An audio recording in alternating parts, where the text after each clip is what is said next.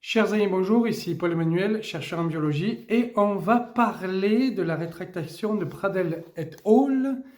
Mais avant cela, quelques réactions aussi, bien sûr, sur le space. Mais avant cela, je vais vous lire un extrait de ce livre Anti-Bullshit d'Elodie Miazarek. Le bullshit, alors, ça s'appelle votre boîte à outils, les 15 aspects du bullshit. Donc, il y a 15 points, je vais vous lire notamment le point 10 et 11. Point 10. Le bullshit est énantiosémite par nature, c'est-à-dire ambivalent et contradictoire. De ce point de vue-là, le rôle de la négation est primordial. Voici une définition simple du bullshit. Lorsque les mots prononcés, entendus ou lus s'opposent avec la réalité vécue. Le bullshit, c'est raconter blanc en faisant noir. Point 11. Le bullshit a besoin d'un terreau, celui de la pensée radicalisée, polarisée et sans nuance. Il se nourrit de crédulité et de naïveté pour mieux imposer. Les nuances de gris sont un impensé du système bullshit. Par ailleurs, la société de défiance favorise le bullshit. Là où il y a de la confiance mutuelle, pas de bullshit. Alors, je peux aussi vous lire le point 12 sur la post-vérité, mais j'avais déjà fait une lecture là-dessus, sur ce que Elodie Miazarek appelle le post-langage, où on définit des mots qui ne correspondent à aucune réalité et qui vont permettre une baisse de pensée aussi parce que ces mots ne correspondent pas. Le point 10 et 11 nous intéressent ici. Vous voyez des mots qui vont aller à l'encontre de la réalité ou alors une pensée radicalisée et sans nuance. Pourquoi est-ce qu'on peut parler de ça pour définir la rétractation de Pradel et al? Eh bien parce qu'il faut revenir sur l'origine de l'article et vous allez très bien comprendre. Cet article arrive en janvier 2024, il est publié en janvier 2024, je n'ai plus le nom de la revue, mais qu'importe. Et il fait une estimation, c'est important d'indiquer ceci, c'est une estimation dans le titre sur le nombre de décès dus à l'hydroxychloroquine lors des traitements pour le SARS-CoV-2, c'est-à-dire déjà infectés par le SARS-CoV-2, on était traité à l'hydroxychloroquine, on estime le nombre de décès que cela a entraîné et qui n'aurait sans doute pas eu lieu, c'est une hypothèse de travail, s'il n'avait pas été traité avec ce médicament. Et l'estimation se fait dans 6 pays, donc on regarde l'année 2020, puisqu'après il y a eu moins de traitements d'hydroxychloroquine, et on le fait dans 6 pays, notamment la France, la Belgique et les États-Unis, sont des pays qui vont nous intéresser pour la suite de la démonstration. Il a été dit, ça a été montré, qu'il y a eu une surestimation du nombre de décès à la Belgique, une surestimation, donc au lieu d'avoir 270 morts, on aurait 100 morts, donc une surestimation de 170, soit 1% d'erreur par rapport à l'estimation globale effectuée sur le pays. Donc vous devez faire 17 000 moins 170 et vous avez le nombre estimé réellement d'études. Ceci aurait pu être corrigé dans un erratum, un addendum ou une lettre de l'éditeur qui dit voilà, vous avez cette petite différence d'article, il faut le corriger. Ça arrive très souvent, la littérature scientifique doit être corrigée et rétractée lorsque notamment il y a fraude et il y a bien sûr des définitions de la fraude. Mais il y a aussi autre chose qui avait été dit dans l'article, c'est une méthodologie, en tout cas une hypothèse de travail, ce que je comprends, qui ne semble pas être forcément la bonne, mais ceci est remis en question par beaucoup de gens. Donc cette méthodologie-là est indiquée dans l'aide de l'éditeur, mais remise en question. Mais ça aussi, ça peut être corrigé. Tu dis, voilà, on a affiné un peu le calcul et voilà la nouvelle estimation. On peut baisser de 1000, par exemple, 16 000 morts au lieu de 17 000. Encore une fois, on peut faire un erratum, un addendum, etc. Mais ce n'est pas la raison principale pour laquelle l'article a été rétracté. Et la raison principale, il faut écouter le space, ça dure 3 heures. J'ai écouté plusieurs fois parce que c'est très long. Avec Pavin et Emmanuel Darle, qui nous dit qu'il y a un problème sur les données aux États-Unis qui représentent 76% des données de l'article. Alors, ils se sont basés sur le CDC entre mars et juillet 2020 et si vous regardez l'article, dessous, vous avez le lien qu'ils ont utilisé. Si vous cliquez sur le lien, vous voyez que les données ne sont plus disponibles au public maintenant. Mais au moment où l'article a été rédigé, non pas publié, mais rédigé, parce que vous avez toujours un temps entre la publication de l'article et la publication, ça peut prendre quelques mois. Mon dernier article, on l'a envoyé en décembre 2023, il a été accepté que fin août 2024. Vous voyez qu'il y a quand même 9 mois d'écart entre le moment où vous envoyez l'article et le moment où il est publié. 9 mois de révision, là c'est dans le groupe Nature, ça prend du temps bien sûr, mais 9 mois de révision. Donc il y a toujours un temps, un décalage assez fort entre le moment où vous envoyez l'article et le moment où vous le publiez. Mon dernier article, par exemple, qui vient d'être accepté vendredi dernier, on est mardi au moment où je tourne cette vidéo, a mis 9 mois. Donc il faut bien prendre ça en compte, ce timing-là, c'est très important, le timing, pour comprendre un peu les événements, ce qui n'est pas pris en compte du tout par Emmanuel Darle et Pavin. Donc, on nous dit ils n'ont pas pu avoir accès aux données aux États-Unis puisque la base du CDC nous dit qu'il n'y a pas de données disponibles pour le public.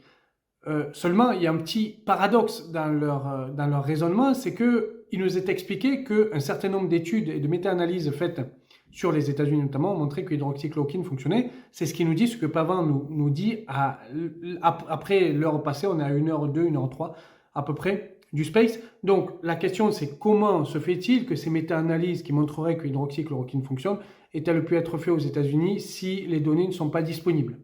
C'est un paradoxe auquel il ne répond pas et personne dans le space n'a posé la question. Moi j'ai pris énormément de notes sur le space pour faire cette vidéo, pour voir un peu tout ce qu'il racontait, les paradoxes aussi, et vous faire la vidéo, vous expliquer un petit peu ce qu'il en est. Donc on arrive ici que les 76% qu'on nous dit des données qui seraient fausses, et c'est là où il parle de fraude, c'est que ces données seraient frauduleuses, existent réellement puisque d'autres méta-analyses ont été faites. Donc leur argument ne tient pas. Du coup, l'argument de la fraude ne peut pas tenir. Et il y a un paradoxe dans leur discours, c'est eux-mêmes qui le disent quelque part que ça ne peut pas tenir. C'est toujours intéressant. Cet article n'est donc pas frauduleux. Cet article n'aurait donc dû pas être rétracté, il aurait dû être corrigé. Il aurait dû être corrigé. Il faut bien le préciser, il aurait dû être corrigé, mais pas rétracté. Pourquoi est-ce qu'il a été rétracté? Eh bien, tout d'abord, ils ont fait ce que tout chercheur a le droit de faire, à savoir écrire aux auteurs, leur disant, voilà, j'ai des questions sur votre article, je l'ai déjà fait. Quelquefois, j'ai même écrit une lettre à l'éditeur qui avait été publiée en 2016 et puis dépubliée derrière puisque l'article avait été corrigé, etc. Enfin bref, pour entrer dans le détail, c'est la différence entre animaux et humains. Moi, je travaille sur l'humain, pas sur les animaux. Un article est sorti sur un article israélien sur les animaux, sur les angiotensin. Moi, j'avais écrit, puis l'article avait été corrigé. Du coup, ma lettre a disparu. Mais on peut le faire. On écrit aux auteurs en disant, voilà, j'ai des questions, je ne comprends pas tel point d'article, vous pouvez m'expliquer. Vous pouvez écrire une lettre à l'éditeur pour dire, voilà, cet article, il y a ce point d'écart, ce point de différence, je ne comprends pas très bien ceci, cela. Donc, ils ont fait ça. Et ça, c'est acceptable. Il faut être clair, c'est acceptable. Il faut voir que c'est des chercheurs aussi, donc on peut accepter ça. Ils ont également commenté sur Papier, c'est également acceptable. J'ai moi-même commenté sur Papier des articles. Les auteurs répondent pas, c'est selon les auteurs, mais c'est acceptable. Par contre, ce qu'ils ont fait par la suite, pour obliger les auteurs notamment à répondre, ça n'est pas acceptable. C'est là où on parle de harcèlement. Alors Emmanuel Darle dit que c'est de la diffamation de dire harcèlement. On peut employer le mot que l'on veut. Moi, je vais dire, ça n'est pas acceptable. Ce ne sont pas une façon de faire normale en science. Et je dirais que quelque part, sans les traiter eux de voyous, c'est une façon de faire de voyous. Voilà, il faut dire les mots. Ça ne veut pas dire que je traite eux de voyous. Je dis, ils ont utilisé façon de faire de voyous. Et qu'est-ce que j'entends par façon de faire de voyous?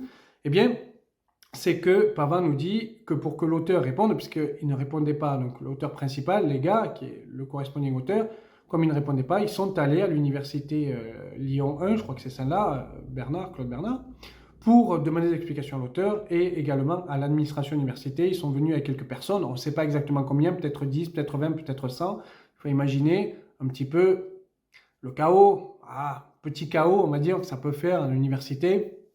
Voilà, devant l'université, quand vous avez des gens qui viennent pour réclamer un peu des questions, des réponses aux questions qu'on pose. Et puis, comme l'université leur a répondu, mais pas les auteurs, ils ont demandé, ils ont fait ce que Pavin appelle, et je note son terme, une campagne de mailing, où ils ont demandé aux gens d'écrire à l'auteur. Donc là, combien de courriels a reçu l'auteur, je ne sais pas, mais je sais que le quotidien du médecin avait parlé de harcèlement, c'est lui qui avait sorti le mot. Donc, il y a peut-être une centaine ou un millier de mails qui a été reçus. Et ça n'est pas acceptable. Il faut être très clair, ce ne sont pas des méthodes acceptables.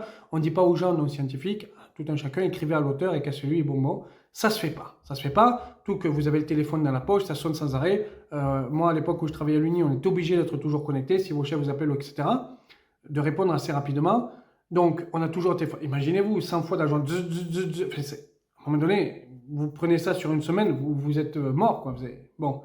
Donc, il faut bien comprendre ça. C'est que ça ressemble quand même à du harcèlement. Ça en a le goût, ça en a l'odeur. Il ne faut pas dire le mot, paraît-il. Parce que sinon, c'est de la diffamation. Mais tout de même, hein. Bon. Et puis, il y a les avocats qui ont été contactés. Et alors là, je ne suis pas juriste, donc je ne peux pas exactement dire ce qui s'est passé ni les termes qui se sont passés, mais moi, je vais employer mon terme à moi. J'emploie, c'est la judiciarisation de la science, judiciarisation du monde de la recherche, et ça n'est pas acceptable. Ça, il faut combattre ça. Pourquoi? Eh bien, qu'est-ce qu'ils nous disent, Pavant, donc c'est les mots qu'ils emploient. Je ne fais que reprendre leurs mots. Les auteurs ne doivent pas s'en sortir, il faut continuer à mettre la pression, il faut enfoncer le clou pour ne pas que cela se reproduise. Ça veut dire quoi? Ça veut dire que très clairement, ils ne vont pas lâcher les auteurs. Et ils vont le faire par voie d'avocat. Ça ne veut pas dire qu'ils vont aller leur casser la figure, etc. Ils n'appellent pas à la violence, bien sûr. On ne dit pas avant, ça reste pacifique. Oui, ça reste pacifique. On ne peut pas non plus les accuser de ce qu'ils ne font pas. Mais ça n'est pas acceptable parce que, qu'est-ce que cela veut dire? Déjà que toute personne qui voudrait écrire ou refaire une méta-analyse, refaire une analyse de données sur hydroxychloroquine, se verra avoir des problèmes judiciaires. Il faudra qu'il ait un avocat. Donc l'université paye l'avocat, etc. Donc ça va limiter les études sur le sujet. Mais ça va limiter nos études parce que si on commence comme ça, on peut aussi accuser les gens du GIEC si on est climato-sceptique. On peut, alors, bien sûr, Miazarek nous dit de ne pas utiliser ce mot parce que bien sûr, le scepticisme, c'est une définition. Alors, elle en emploie bien évidemment un autre mot, mais on va appeler ça les climato-faussaires, si vous voulez, ou ce que vous voulez, mais vous comprenez l'idée. Vous êtes contre, vous dites « Ah, mais alors, je vais porter plainte contre des articles, etc. » On peut porter aussi plainte contre n'importe quel texte biomédical, article biomédical, puisque ça ne va pas. Les vaccins ARN messager, par exemple, portent plainte contre les auteurs parce qu'ils ont écrit un article et on ne s'en sort plus. On s'en sort plus. Et ce que nous disent les publishers, pour avoir contacté, vous savez que je suis proche d'un certain nombre de publishers, dont The Lancet d'ailleurs, c'est pas ça. Je connais beaucoup de gens qui travaillent The Lancet en Allemagne, dans la partie allemande du The Lancet. Il y en a de plus en plus en fait de plaintes et c'est souvent des équipes concurrentes qui portent plainte les unes contre les autres pour des articles. Donc ça pose problème cette judiciarisation de la science. Je ne dis pas que Pavant et Darle ont créé ça, non, ils utilisent ça et que ce soit eux ou d'autres, il faut impérativement combattre ça. On ne peut pas se permettre d'avoir cette judiciarisation. Il faut des débats sains. C'est très bien d'ailleurs qu'ils aient fait le space, puisque Loni Besançon, Damien Barrault ont pu discuter. Donc le débat n'était pas si sain que ça, partie invective, mais il y a aussi les raisons d'ego. Et sur Twitter, j'ai horreur de ce réseau social parce que les égos tuent tout. Hein, vraiment, les égos, c'est assez terrible sur ce réseau. Donc des batailles d'ego, d'insultes, etc. Mais le débat, on a essayé d'avoir un débat, ils ont essayé d'avoir un débat. Et c'est bien d'avoir ce genre de débat, il faut avoir ce genre de débat sain, mais si on veut être honnête, et si Darle et Pavant veulent avoir ce débat sain, il ne faut pas qu'il y ait d'avocat au milieu. Il ne faut pas qu'il y ait d'avocat au milieu. Et si un auteur ne vous répond pas, bien tant pis. Moi j'ai écrit des commentaires papiers, les auteurs ne répondent pas, c'est pas grave. Didier Raoult ne répond pas à BIC. Il a mis un procès, il a porté plainte. Il a utilisé la judiciarisation de la science. Il n'a pas répondu sur papier aux commentaires qu'avait fait BIC. Il a porté plainte. On est quand même sur un niveau différent là. Et on ne peut pas se permettre ça. Mais Puppeteer, il ne l'aime pas. D'ailleurs, il y a un spectateur, un auditeur du Space qui va dire qu'il faut supprimer Puppeteer. Ce n'est pas une idée de Pavant forcément, mais il va aller plus loin, vous allez voir. Il dit qu'il faut supprimer Puppeteer. Et là, on va rentrer justement dans le Space parce que une fois qu'on a parlé de l'article, il faut écouter ce qu'ils ont à dire. Et je précise que la vidéo sera envoyée, puisque c'est de lui dont je vais beaucoup parler, à Pavant. J'ai retrouvé son adresse mail, donc 24 heures avant, comme je fais d'habitude, 24 heures avant de la sortir. Donc il la recevra ce soir, elle sortira demain. Voilà. Après, s'il en fait ce qu'il veut, moi je lui écris. Il sait déjà par tweet que je vais faire une vidéo puisque je l'ai déjà annoncé hier. Donc 48 heures avant que la vidéo sorte, il sait que je vais faire une vidéo. 24 heures avant, il l'aura, avant tout le monde. C'est comme ça que je procède puisque je ne donne pas des coups dans le dos aux gens. Voilà.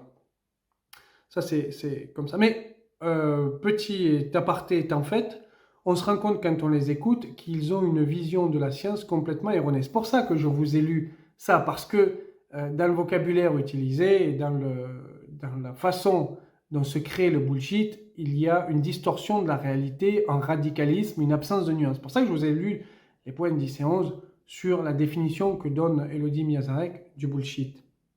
Et là, on a une distorsion de la réalité qui est assez folle. Par exemple, Pavant nous dit il suffit que l'OMS s'appelle The Lancet pour pousser à la publication d'un article. Alors non, d'abord, ça ne fonctionne pas comme ça et il y a plusieurs raisons à cela. La première, c'est que The Lancet, c'est une compagnie. Et donc, elle n'a pas envie de perdre en crédibilité Perdre en crédibilité, ça voudrait dire diminuer son impact factor et donc perdre des sous. De manière très directe et très stricte, ça voudrait dire perdre des sous. Imaginez, alors moi je travaille dans la nutrition et je regarde les effets de la nutrition sur le système cardiovasculaire. Imaginez que Coca-Cola, l'OMS dit à Coca-Cola, mettez du potassium dans votre Coca-Cola parce qu'il y a trop de sucre, du sel, etc. On mange trop de sel et on sait que le potassium permet d'améliorer, en tout cas de protéger le système cardiovasculaire lorsque notamment il y a trop de sel. Le potassium, c'est très amer. Si vous prenez de la poudre de potassium, c'est très amer. On arrive à manger des fruits parce qu'il y a des fibres, etc. Il y a le goût du fruit. Vous mettez du potassium dans le Coca-Cola, c'est imbuvable. Mais imaginez que l'OMS dise à Coca-Cola, voilà, pour la santé publique, mettez du potassium dans le Coca-Cola. Eh bien, Coca-Cola ne vendra plus de canettes de Coca-Cola. Est-ce que vous pensez qu'une compagnie va se tirer une balle dans le pied pour écouter l'OMS? Est-ce que vous pensez que The Lancet va publier des articles pourris pour écouter l'OMS et donc perdre en crédibilité et donc techniquement perdre du pognon? Parce que c'est de ça dont il s'agit. Non, ça serait complètement farfelu. Qu'une institution publique puisse faire pression sur une entreprise privée pour qu'une entreprise privée perde du pognon, c'est complètement farfelu. Au contraire, les institutions publiques, on le voit avec la guerre économique que livrent les États-Unis un peu partout sur la planète, que les institutions publiques vont pousser les compagnies justement à faire le plus d'argent possible. C'est le but aussi, voilà. Donc, ça, c'est complètement fou et complètement faux. Ensuite, il y a l'idée, et ça, je ne comprenais pas pourquoi. Il y a quelqu'un qui commente souvent sur Twitter mes posts et qui parle de ghostwriter. Et je ne comprenais pas pourquoi, d'où ça venait, qu'est-ce que c'est cette idée à la quoi. Alors, ghostwriter, c'est quoi? Si on prend la littérature normale, pas la littérature scientifique, mais la littérature, les romans, ça se rappellerait un nègre. C'est-à-dire que vous payez quelqu'un pour écrire un livre à votre place, vous mettez votre signature parce que vous êtes connu, etc. Et puis le nègre disparaît. Et donc, Pavin nous dit, les entreprises pharmaceutiques font ça, elles écrivent des articles, donc ce sont des ghostwriters qui sont payés par l'entreprise, qui appartiennent pas forcément à l'entreprise, on ne sait pas, ils ne détaillent pas, mais qui écrivent les articles, et puis ce sont d'autres auteurs qui mettent leur... Alors ça n'est pas vrai, ça ne marche pas comme ça, les gens, quand il va y avoir des gens qui vont écrire pour l'entreprise, sont des gens d'entreprise, et il y aura leur nom sur le papier. Vous voulez des exemples? Très simple. Des exemples récents, et puis on va rester sur le sujet du Covid, lorsqu'il y a eu les vaccins ARN messager, ont été publiés dans The Lancet et New England Journal of Medicine les essais cliniques de Pfizer et de Moderna. Ce sont des entreprises qui ont écrit, des employés de l'entreprise qui ont écrit les articles, couplés à des médecins et des cliniciens, puisque, bien sûr, les essais cliniques se font en milieu hospitalier. Vous aviez le nom des gens, des employés de l'entreprise New England Journal de Pfizer ou de Moderna, qui sont dans l'article. Et d'ailleurs, c'est écrit Moderna, machin, avec l'adresse, etc. Vous regardez les articles, ce sont des exemples là sur les vaccins ARN messagers. On voit qu'il y a le nom des personnes de l'entreprise qui ont écrit là. Il n'y a pas besoin de ghostwriter. On met le nom des gens. Pourquoi? Parce que les gens ont besoin aussi pour leur carrière. Parce que sur un CV, c'est toujours bien. C'est un accomplissement d'avoir écrit une publication scientifique, même quand vous travaillez pour une industrie pharmaceutique. Et je le sais, je travaille pour les deux, le public, le privé. Donc, c'est important de mettre le nom. Personne ne laissera mettre le nom, ne pas mettre son nom à la place. Enfin, imaginez-vous, vous êtes l'employé d'une entreprise, on vous dit vous allez faire un job, vous pourriez progresser si on vous met le nom et donc vous faire payer plus dans les années à venir, mais on ne va pas le mettre. Est-ce que vous acceptez de gagner moins de salaire pour travailler plus? Et tu vas dire, mais non, en fait, c'est ce que Pavin nous dit. Mais c'est débile comme raisonnement. En fait, c'est quoi cette connerie? Tu vas pas faire ça? Tu vas pas faire ça, bien évidemment. Donc, ça ne tient pas la route. L'idée de ghostwriter, ça ne tient absolument pas la route, ça n'existe pas. Ça n'existe pas. D'ailleurs, il ne donne aucune source pour dire ça. Hein. Ça n'existe pas. Bon. Ça, c'est l'idée qu'ils ont du monde de la recherche. Il y a une autre idée aussi de Pavin qui est complètement folle, c'est que, et ça c'est sa phrase, le reviewing, c'est la corruption de la recherche. Le reviewing, c'est la corruption de la recherche, parce qu'il nous dit que le reviewing se fait souvent rapidement, voire pas de reviewing, etc. Donc le reviewing, ça corrompt la recherche, et puis surtout, ce qui les embête, c'est que le reviewing, le peer reviewing, c'est un argument, ils emploient ce terme, c'est un gros argument, le peer reviewing. Alors c'est vrai. Qu'est-ce que c'est le peer reviewing? Il faut comprendre ce que c'est. Quand vous envoyez un article sur un sujet, par exemple, moi, je travaille en néphrologie, donc je regarde l'effet de certaines nutritions, salées, sucrées, etc., sur le rein, système cardiovasculaire, je travaille en néphrologie. J'écris un article sur le sujet et l'article va être envoyé donc à un publisher qui lui a un éditeur en chef, qui lui connaît des reviewers parce que les éditeurs sont des scientifiques, contrairement à ce que dit Raoult, n'est-ce pas? Quand il dit la COP ne sont pas des chercheurs, ce sont quasiment que des profs d'université. Vous regardez la COP, la liste des gens qu'il y a dedans, c'est quasiment que des professeurs d'université. Donc je ne sais pas où Raoult a vu que ce n'était pas des chercheurs, c'est 100% des chercheurs et des chercheurs suffisamment bien placés pour être professeurs d'université. Donc, faut arrêter de rêver aussi sur ce qui n'est pas. Donc, l'éditeur qui est un chercheur va envoyer à des reviewers parce qu'il connaît le domaine, parce que les éditeurs, c'est par domaine, bien évidemment. Moi, je ne peux pas être éditeur en physique.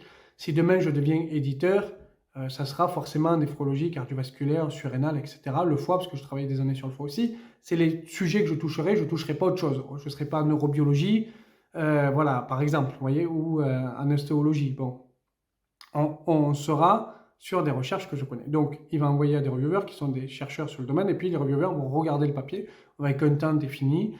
Et MDPI est souvent trop court, j'ai fait une vidéo d'ailleurs là-dessus, avec des temps définis, et puis ils vont dire, voilà, les statistiques là ne nous plaisent pas, il y a un truc qui ne va pas, on n'a pas compris ça, il faut enlever tel graphique. Par exemple, moi, dans mon papier qui va bientôt sortir, on m'a demandé d'enlever un graphique parce qu'on estimait qu'il n'y avait pas assez d'animaux. Alors, il n'y avait il ne se passait rien, je vous montre qu'il n'y avait aucune différence pour le collagène. Mais le bonhomme me dit, il n'y a pas assez d'animaux, il n'y a que 4 animaux par groupe. Mais comme j'ai expliqué dans la lettre que je n'allais pas utiliser plus d'animaux, sachant qu'il n'y avait déjà pas de différence. Je pouvais augmenter le nombre d'animaux que je voulais quelque part, ça n'aurait rien changé. Mais voilà, pour le bien de la publication, on a décidé d'enlever ce graphique et juste de mettre data notion pour le collagène. Donc, il y a ça qui se passe aussi. Ça, vous pouvez enlever tel graphique, vous pouvez améliorer, mettre des animaux, vous avez un temps après pour faire des manips, etc. Donc ça, c'est le reviewing, c'est-à-dire que là, le papier est analysé et puis vous reprenez le papier. C'est une correction du papier. Ça n'est pas de la corruption, c'est tout le contraire. C'est une correction du papier. On vous dit, voilà ce qu'il faut faire. Un peu comme un juge, c'est un rappel à la loi, c'est une correction de quelqu'un qui est un peu défaillant ou un contrôleur fiscal qui va regarder les comptes et qui va dire, attendez, là, il y a un truc qui ne va pas, etc. C'est tout sauf de la corruption. Imaginez-vous le contrôleur fiscal qui vous dise, non, non, mais allez, faites plus de blagues, ou alors le juge qui vous dise, bon, jeune homme, vous avez fait une bêtise, par exemple, vous aviez roulé un peu trop vite, calmez-vous la prochaine fois, etc. Mais une petite amende, imaginez-vous que le juge vous dit, non, au lieu, vous étiez à 150 sur autoroute, la prochaine fois, je vais vous prendre à 210. Ça n'aurait pas de sens, mais c'est ce que Pavan nous dit, ça n'a aucun sens quand il parle de corruption. Peer reviewing, c'est ça. Alors, bien évidemment, d'abord, il faut être clair sur un truc, c'est qu'il soulève des problèmes importants. C'est-à-dire que souvent, on peut rigoler de ce qu'ils racontent. Moi, je trouve qu'ils ont une vision du monde de la recherche qui est complètement farfelue, mais il soulève quelques problèmes importants. Oui, il y a des problèmes au niveau des noms des papiers. Vous pouvez acheter votre nom sur un papier. Ok, ça ne veut pas dire qu'on enlève des auteurs papier, c'est-à-dire que vous pouvez acheter au prix d'une certaine somme, mais ça, c'est un scandale, ça s'appelle de la fraude. Et lorsque c'est détecté, le papier est rétracté. Mais pour cette raison qu'il y a des auteurs qui n'ont pas participé et le papier est rétracté, sachant que, je rappellerai, que pour les auteurs, la plupart des publishers, y compris MDPI Frontiers qui sont souvent critiqués, on vous demande exactement de mettre ce que vous avez fait. Et le publisher a le droit d'enlever des noms s'il estime que la personne n'a pas assez travaillé. Ça, c'est quelque chose qui n'est pas connu, qui arrive de temps en temps, alors cas limite extrême, parce qu'en général, on met moins de noms que plus, mais on peut dire, attendez, cette personne n'a pas assez travaillé, regardez, il y a juste écrit, elle a fait un western, ça vire. Bon, vous le mettez en remerciement, ça peut marcher comme ça. Mais il est vrai que vous pouvez acheter votre nom sur papier, c'est un scandale, je vais en parler bientôt sur la chaîne, c'est une fraude et les papiers sont supprimés. Il est vrai que le reviewing peut poser un certain nombre de problèmes. Par exemple, dans MDPI, j'ai discuté du fait que le reviewing, c'était qu'une semaine, c'était un peu court. Alors souvent, moi, quand les papiers sont vraiment pas bons, je dis major revision, comme ça me laisse plus de temps. Donc il y a cette technique d'MDPI d'utiliser la case major revision, donc on vous laisse du temps en plus. En général, c'est toujours un mois ou 2 mois en plus. Moi, j'ai déjà réjecté du papier d'MDPI qui ont été enlevés, enfin, c'est pas un truc fou. Donc, ces problèmes-là existent et il faut les prendre en considération. Mais inventer tout un tas de trucs sur le monde de la recherche et le voir complètement fou, où le politique aurait plus de pouvoir qu'un chercheur sur une publication ou qu'un publisher sur une publication, c'est pas comme ça que ça marche. Puisque là, il parle aussi du politique au niveau de la science, mais c'est pas comme ça que ça marche.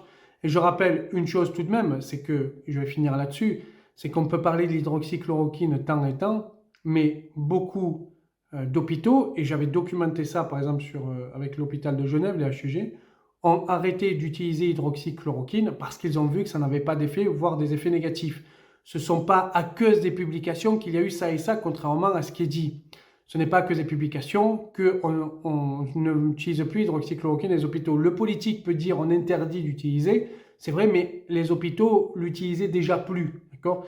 Donc, il ne faut pas inverser le truc. Une publication va pousser le politique à, et c'est important d'utiliser les données de la science pour le politique, pour que la politique se fasse. Dar a raison de dire qu'il ne faut pas utiliser, et elle a raison là sur ce point, je tiens à le souligner, de données frauduleuses pour la politique. Le politique ne doit pas utiliser de données frauduleuses scientifiques pour faire la politique. Là, elle a entièrement raison et nous sommes tous d'accord. C'est pour ça qu'ils sont délirants d'un côté, mais d'un côté, ils soulèvent des problèmes. Vous voyez, il faut vraiment être dans la nuance, dans la balance, parce que je trouve qu'ils soulèvent des problèmes intéressants, mais ils ont une vision qui est fausse. Alors voilà, c'est toujours un peu le manque de nuance et la radicalité du discours, c'est ce qu'elle nous parle, Miazarek, ici. Donc, pour finir, l'hydroxychloroquine était déjà plus utilisée dans un certain nombre d'hôpitaux, et ce n'est pas parce qu'il y a eu le The Lancet que tout d'un coup, plus personne n'a utilisé l'hydroxychloroquine. C'était déjà le cas avant. Voilà. C'était déjà le cas avant, et vous pouvez regarder sur ma chaîne, vous avez le raisonnement des HUG, je ne sais plus de quand ça date, mai 2020, je crois, ou juin 2020. Pour regarder la date de publication de ma vidéo, ça veut dire que quand je la publie, ça fait déjà au moins une semaine ou 10 jours que les HUG n'utilisent plus l'hydroxychloroquine. Voilà. Donc on n'attend pas une publication parce que les cliniciens, ce n'est pas des abrutis. On voit ce qui fonctionne et ce qui ne fonctionne pas. Voilà ce que j'avais à dire. Je vous remercie de m'avoir écouté. Vous pouvez vous abonner à la chaîne, commenter bien sûr, dire ce que vous en pensez. Mais n'oubliez pas un truc, les Français sont passés à autre chose. Et aujourd'hui, faire du business encore là-dessus, bien sûr, il y a vente de livres, etc. Mais ça n'est que du business et il faut qu'on s'en rende tous compte. Eux, ils se radicalisent, Pavin, Darl, etc. pour du business. N'oubliez pas que je connais quand même ce milieu-là. Mike Borowski est un de mes meilleurs amis. C'est du business, juste du business. Donc il faut le voir comme ça, y être plus calme et plus soft dans les débats. Et surtout, rabaisser son ego de tous les côtés. C'est ce que j'avais à vous dire. Je vous remercie. N'oubliez pas de vous abonner, partager. Parlant de business, n'oubliez pas que La Science te parle va devenir une maison d'édition très bientôt. Livre court à pas cher avec cette question: comment sait-on que? Le premier en cancérologie avec le professeur Jacques Robert. Lien Tipeee en description. Merci, bonne journée.